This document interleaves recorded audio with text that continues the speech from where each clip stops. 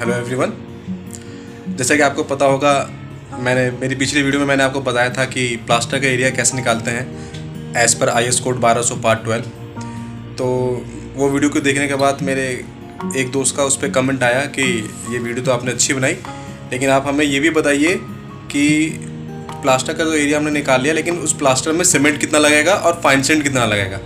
तो मैं आपको ये अभी बताता हूँ कि प्लास्टर में सीमेंट कितना लगेगा, फाइन सेंड कितना लगेगा। मेरी इस वीडियो के आगे आप देखेंगे, आप पता चल जाएगा आपको, मैं आपको पूरा बताता हूँ।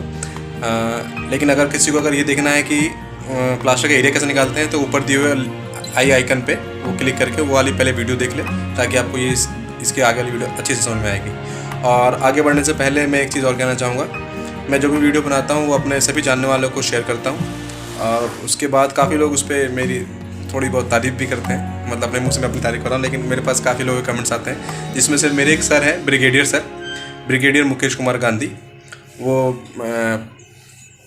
मेरी पुरानी साइट पे आसाम लोग 4 साल पहले काम कर चुके हैं। मेरी पुरानी साइट पे वो VP थे, पहले ब्रिगेडियर थे, वहाँ से रिटायर्ड होकर फिर हमारी साइट पे VP की पोस्ट पे आए थे, और उनसे मैंने बहुत कुछ सीखा है। वो मेरी वीडियो देखने के बाद मेरी बहुत तारीफ़ करते हैं। मतलब उनकी मेरी हर वीडियो पे मेरे पास उनका व्हाट्सएप आता है, गुड शो और नाइस के बीटा इस तरह का मैसेज हमेशा करते हैं। तो मुझे बहुत खुशी मिलती है जब कोई बड़ा आपकी तारीफ़ करे, तो आपको बहुत खुशी मिलती है। बस मैं उनको इसलिए थैंक यू नहीं कह रहा हूँ कि वो मेरी तारीफ़ कर रहे हैं, लेकिन मैं उनको इसलिए भी थैंक यू कहना चाहता हूँ क्योंकि मैंने जब उनके साथ काम करा तो मैंने उनके साथ बहुत कुछ सीखा।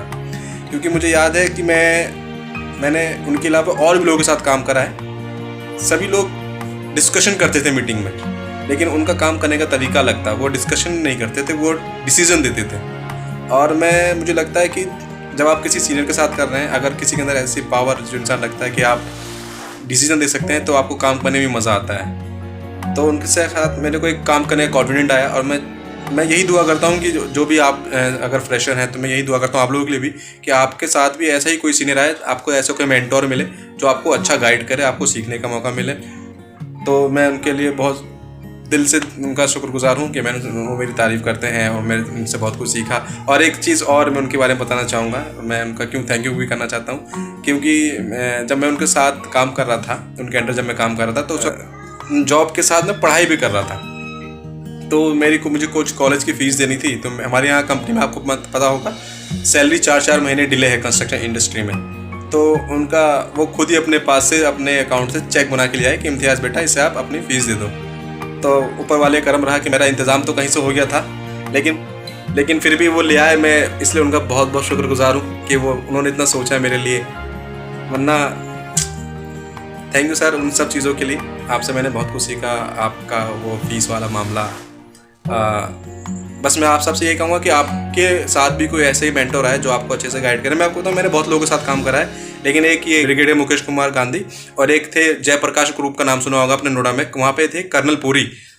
उनका भी एक अलग टोरा था। वो जब साइट पे आते तो लगता था कोई आया है। ये दो लोग मुझे ऐसे मिले हैं कि जिनके साथ लगता है काम करके कुछ सीखने को मिल रहा है। मतलब अंदर ही अंदर कॉन्फिडेंट आता है कि यार आज हमने कुछ नया सीखा। तो बस मैं यही दुआ करता हूँ कि आपको साथ भी कोई ऐसा ही सीनियर मिले आपको।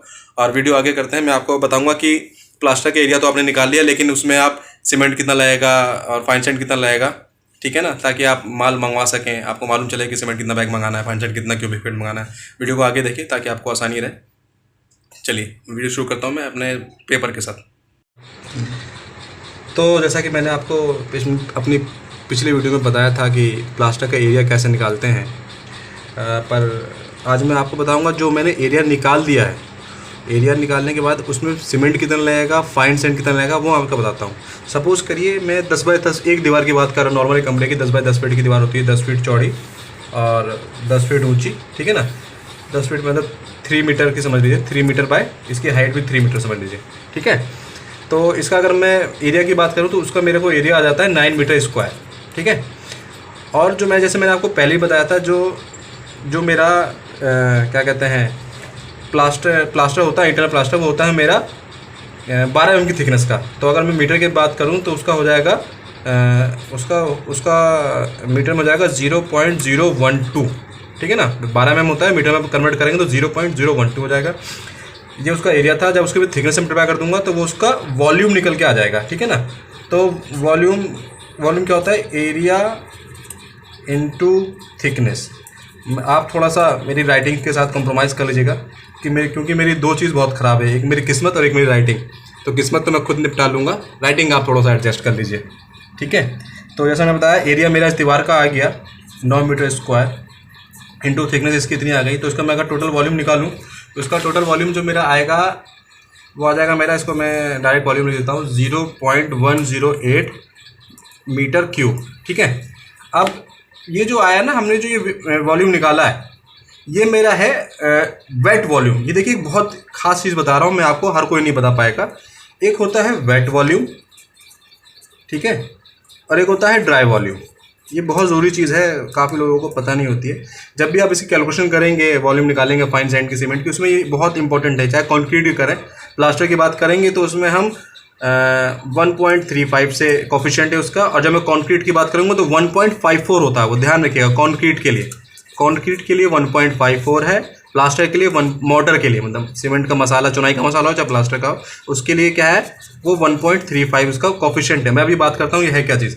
देखिए वेट वॉल्यूम, ये जो मेरा निकल के आया ना इस फॉर्मूले से, एरिया इंटू थिकनेस, ये मेरा आया वेट वॉल्यूम, क्योंकि जो मैंने प्लास्टर में माल लगाया है, जो मैंने उस पर माल लगाया है वो मेरा गीला वॉल्यूम था। मतलब गीला ही करके तुम लगा प्लास्टर करते हैं, तो मेरा ये वाला वो वाला वॉल्यूम हुआ है, ठीक है ना।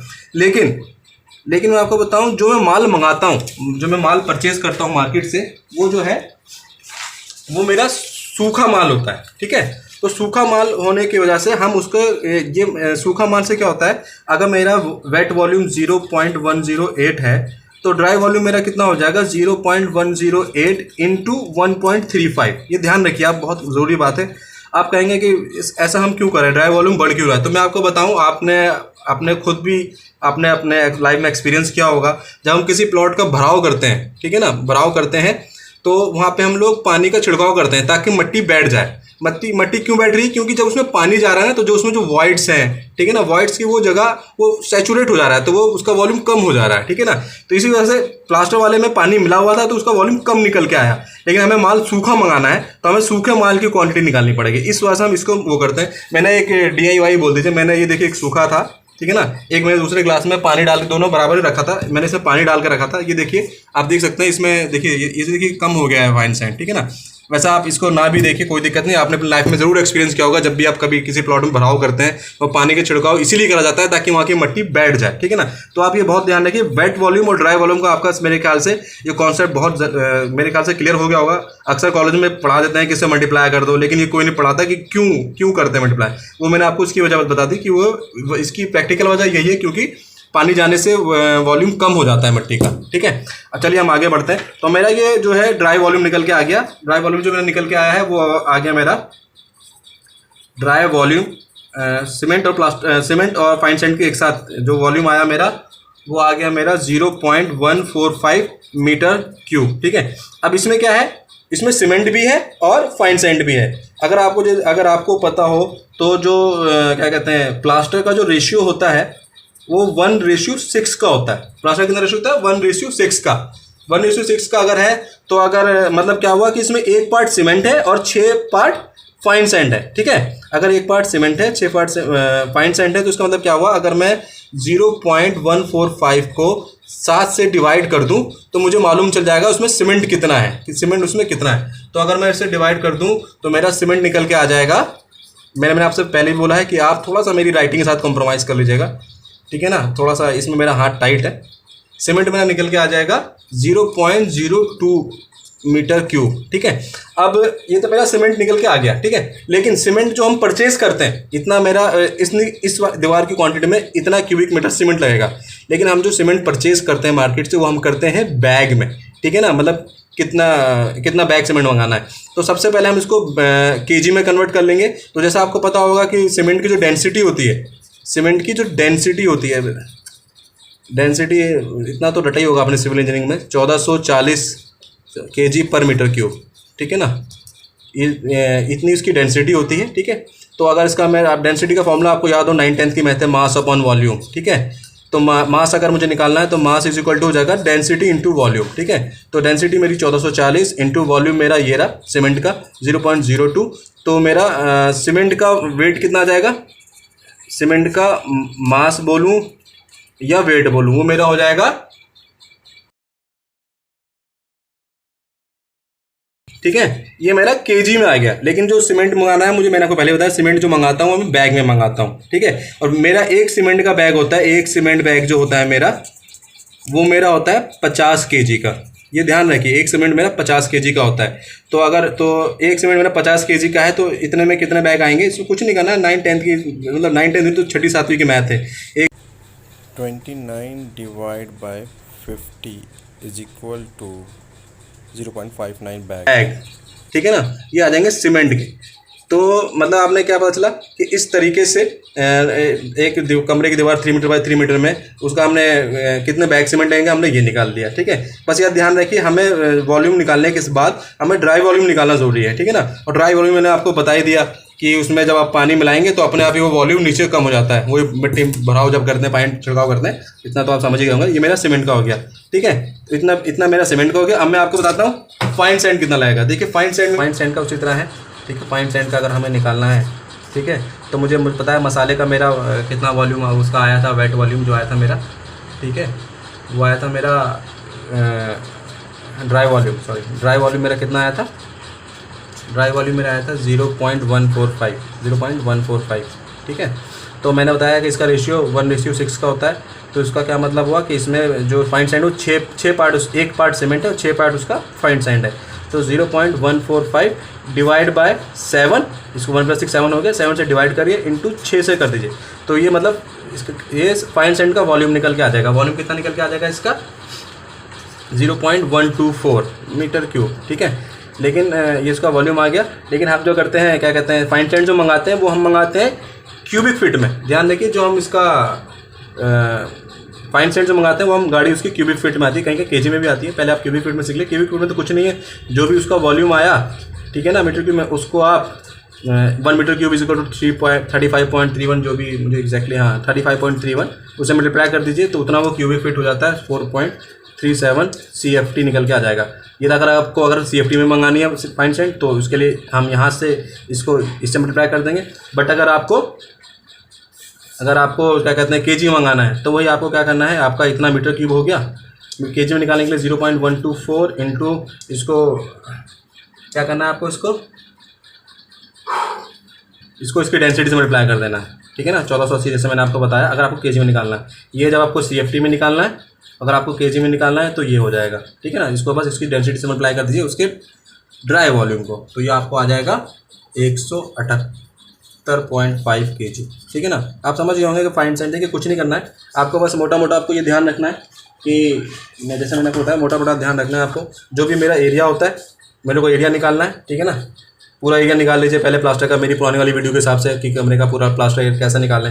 वो 9, ये तो मेरा एक दीवार का है तो 9 मीटर स्क्वायर आया। अगर ज़्यादा होती तो यहाँ 1000 स्क्वायर मीटर जो भी आना होता है वो आ जाता। उससे हमें उसको थिकनेस से मल्टीप्लाई कर देंगे तो उसका मेरा वो वॉल्यूम निकल के आ जाएगा, ठीक है। वॉल्यूम निकल के आ गया तो वो मेरा वॉल्यूम जो है वो वेट वॉल्यूम है, क्योंकि प्लास्टर हम करते हैं गीले मसाले से करते हैं, ठीक है। हमें क्या करना है, ये ड्राई वॉल्यूम निकालना है। ड्राई वॉल्यूम क्यों निकालना है? क्योंकि हम जो माल मंगाते हैं वो सूखा माल मंगाते हैं, ठीक है ना। तो ड्राई वॉल्यूम के लिए हमें ध्यान रखना है, उसका कोफिशिएंट है मोटर के लिए 1.35 और कॉन्क्रीट के लिए 1.54, ठीक है। वो मैंने आपको बता दिया क्यों ड्राई वॉल्यूम निकालते हैं, क्योंकि पानी जाने से, अगर पानी ये सूखा माल है, अगर मैं इसमें पानी डालता हूँ तो वो वॉल्यूम उसका कम हो जाता है। वही बात मैं फिर से दोहरा रहा हूँ कि भराव करने से मट्टी बैठ जाती है, तो वही जैसे वही समझ लीजिए कि उसका वॉल्यूम कम हो रहा है। मट्टी बैठ रही है मतलब वॉल्यूम कम हो रहा है। तो ड्राई वॉल्यूम आ गया मेरा इतना, तो रेशियो मुझे इतना पता है, ठीक है ना। उसमें 7 से डिवाइड कर दूंगा, 1:6 होता है क्योंकि, और सीमेंट की डेंसिटी ये है।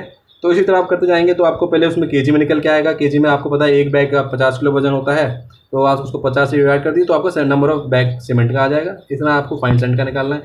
मेरे ख्याल से आपको समझ में आ गई होगी। फिर भी अगर आपको कुछ समझ ना आए तो आप मुझे कमेंट में, या मैं व्हाट्सएप नंबर डालते हैं, आप मुझे व्हाट्सएप भी कर सकते हैं, मैं आपको पर्सनली भी समझाऊंगा, ऐसी कोई दिक्कत नहीं है। मेरा मकसद सिर्फ वीडियो बनाना नहीं है, मेरा मकसद है कि मैं अपनी नॉलेज को थोड़ा सा जो मुझे आता है मैं आपको बता सकूं। मेरे को बहुत कुछ नहीं आता, लेकिन फिर भी कोशिश करता हूं कि जो मुझे आता है मैं आप सबको बताऊं। मिलते हैं आपसे इंशाल्लाह अगली वीडियो में। और जो आपके फ्रेशर सिविल इंजीनियर्स हैं उनको आप ये शेयर करिए ताकि वो लोग भी कुछ सीखें। हो सकता है कि वो कुछ इस पर कमेंट करें तो मैं भी कुछ सीख जाऊँ। चलिए मिलते हैं, अपना